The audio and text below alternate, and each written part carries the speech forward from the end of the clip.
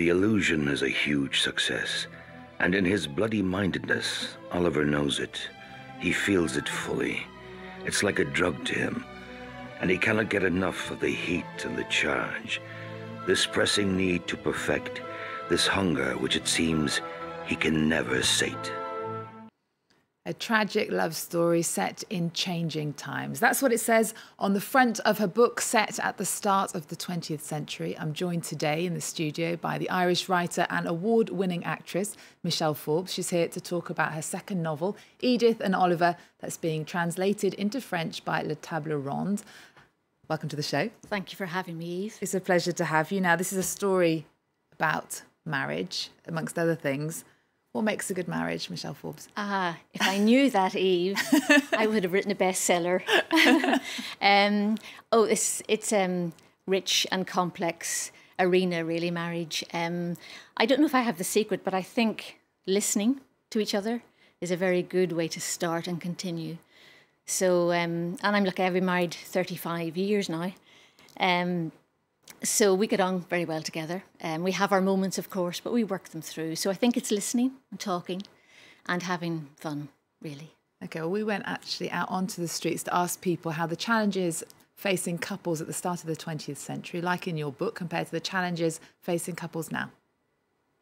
I would say the biggest challenge facing couples today is temptation is too easy. Technology is very much on the side of the restless. There are no longer the same values. People take marriage lightly. Society has evolved. Now we can marry whoever we want, which is great. But the difference between my grandmother's generation and my own is that it's now so much easier to get a divorce. These days, just a simple difference of opinion leads to divorce.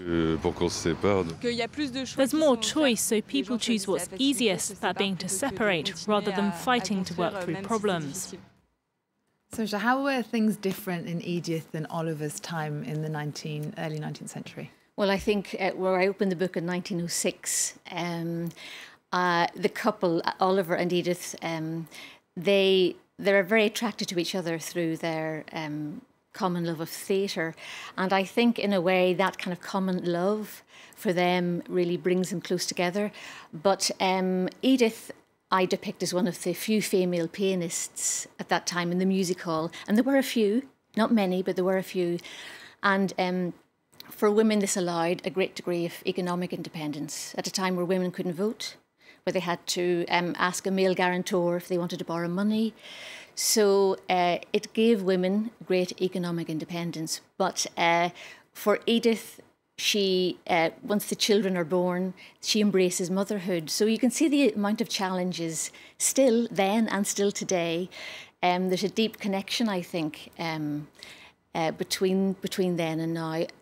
Looking at what some of the speakers were saying there about the distractions of modern life, that can be very difficult. But the paradigm has shifted in the sense that people can marry who they want. And but kind of the new rules have to be written around that, I think. They certainly do. Edith and Oliver, as you said, is set in the bustling music hall scene in 1920. It starts earlier, but 1922. Yeah. Oliver is an illusionist performing in music halls, and Edith is his pianist. Your grandfather actually ran a couple of theatres in Belfast. Tell us about this link and the inspiration for the book. Well, the inspiration, the spark to write the book was I inherited a little dedications book from my paternal grandfather, who I never met, sadly. And he was theatre manager of a couple of theatres in Belfast, the Gaiety Theatre and the Empire Theatre. I use the Empire Theatre a lot in the book. But the book is fantastic, Eve. All the music hall performers which passed through during his tenure have written little verses to him, and someone has stuck a little cigarette that they've smoked inside, and some of the little rhymes are very saucy as well. It's tremendous fun. So that stayed with me. I inherited that when I was a teenager, but because of my background in theatre, it completely stayed with me, and I was fascinated by these people's lives. And when I began to research, The joy then as a writer was that there's very little about these people, their private lives. Whereas today we want to know every single detail about celebrities. You would find maybe a small mention in a bill in the Era or the Stage, the newspapers of the time. But other than that, so I was able as a writer to invent and create lives, flesh them out, and I find that very exciting. Yeah, it was. And for Oliver in the book, his ambition, it seems more important than anything. You've been on stage as an actress. You've toured the world in plays such as The Great Hunger.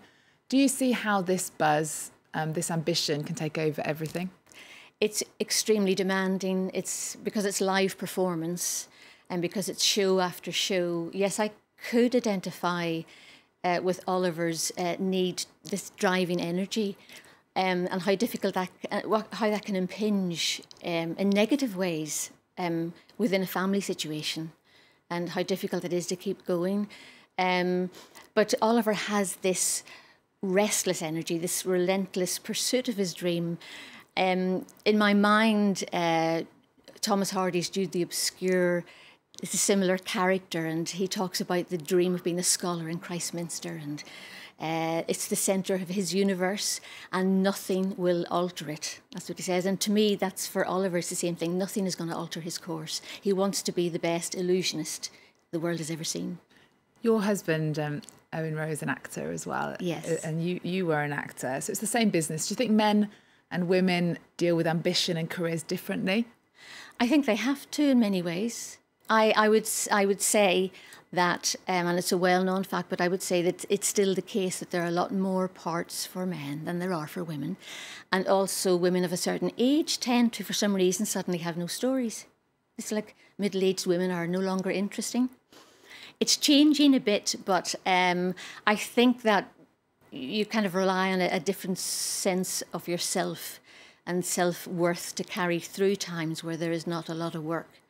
And I think for me, that opened up a whole new medium within which to work, which is writing. And I'm very grateful for that, actually, that I had to turn to myself at times when there wasn't a huge amount of work and say, okay, this creative energy inside, where does that go? And it went into Ghost Moth and Edith and Oliver.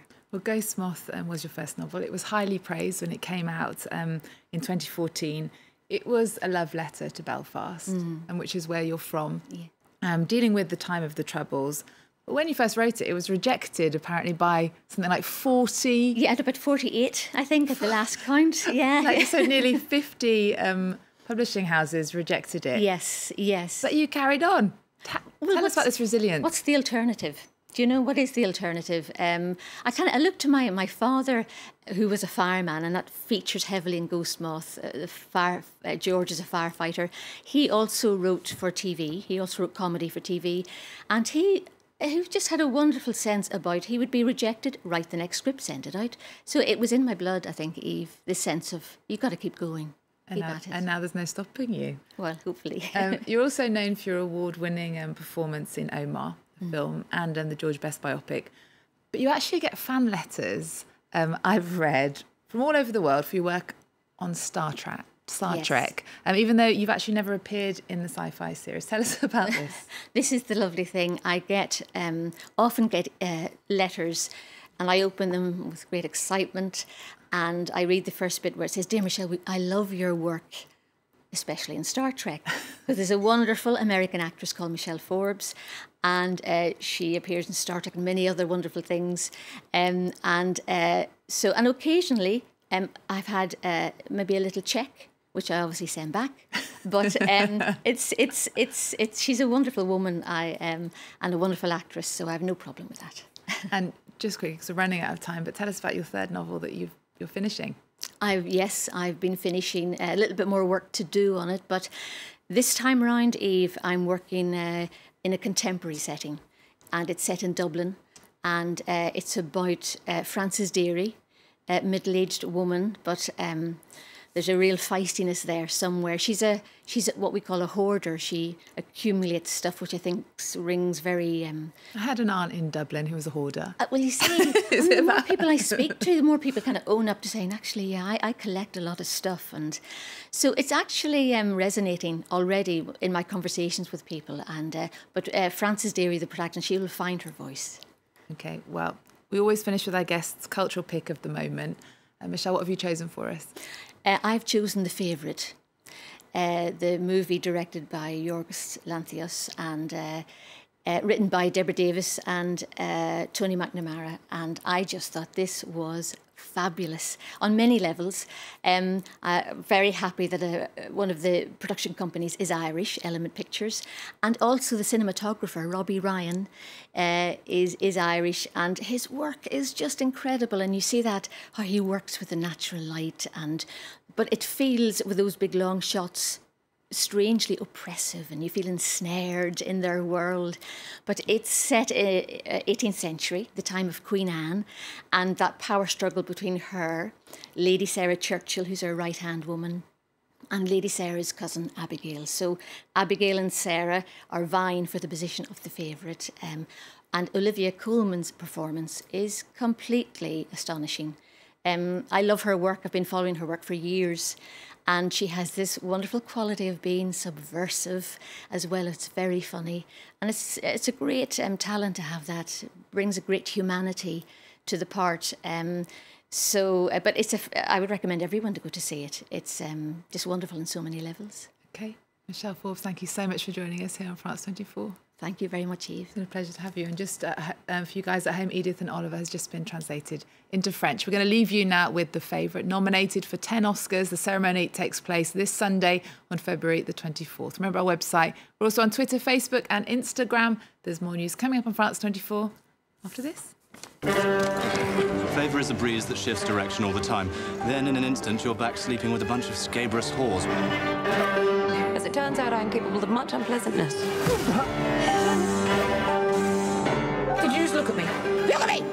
How dare you! Close your eyes! I could not just stand by and let you destroy me. You are enjoying all of this, aren't you? Oh, it is fun to be queen sometimes. If you do not go, I will start kicking you.